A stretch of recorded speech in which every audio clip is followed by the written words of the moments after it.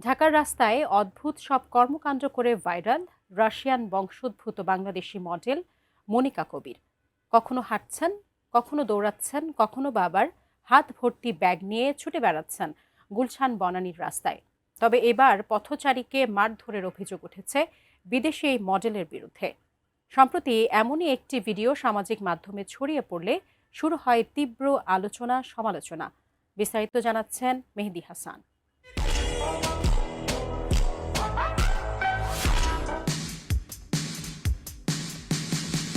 রান্না-বান্না করে অনেক গরম লাগছে।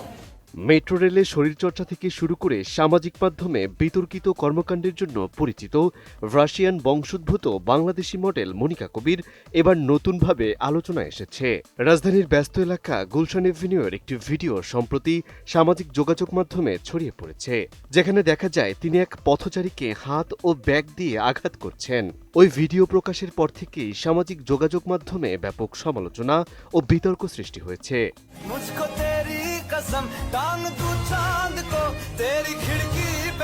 ঘটনার ভিডিওতে দেখা যায় ট্রাফিক সিগন্যালে অসংখ্য গাড়ি আটকে রয়েছে। এ সময় একজন পথচারী কাঁধে ব্যাগ নিয়ে রাস্তা পার হওয়ার চেষ্টা করছিলেন। ঠিক তখনই মনিকার কনুই বা হাতে থাকা ব্যাগ ওই ব্যক্তির ব্যাগে লাগে বলে ধারণা করা হয়। এরপর মনিকা তার হাত বাড়িয়ে ধাক্কা দেন এবং কয়েক মুহূর্ত ধরে ব্যাগ দিয়ে পথচারীর উপর আঘাত করতে থাকেন। এই ঘটনার সময় আশেপাশে থাকা মানুষজন কাউকে এগিয়ে আসতে দেখা যায়নি।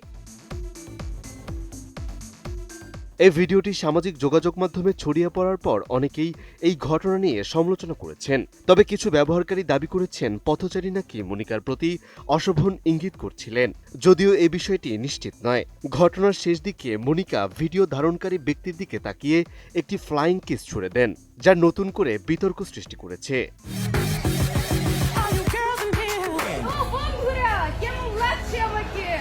মনিকা কবির মূলত রাশিয়ায় জন্মগ্রহণ করেন। জন্মের পর থেকে তিনি এশিয়া ও ইউরোপের বিভিন্ন দেশে বেড়ে ওঠেন। তার রুশ নাম মারিয়া ভ্যালেরিয়েভনা, ডাকনাম মনিষ্কা। 2012 সালে বাবার ব্যবসার কারণে বাংলাদেশে আসেন। নামের শেষাংশে তার দাদার নাম অনুসারে কবির যুক্ত করেছেন। তার বড় ভাই রাশিয়ায় থাকেন এবং তার ছোট ভাই তুরস্কে থাকেন।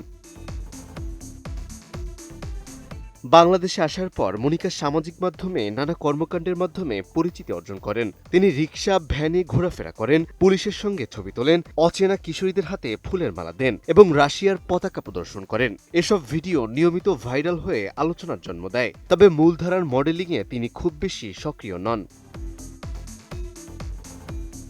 ঢাকার রাস্তায় পথচারীকে আঘাত করার এই ভিডিও ছড়িয়ে পড়ার পর মনিকা আবারও সমালোচনার কেন্দ্রে চলে এসেছেন, যদিও পুলিশের পক্ষ থেকে এই ঘটনার বিষয়ে এখনো কোনো প্রতিক্রিয়া জানা যায়নি।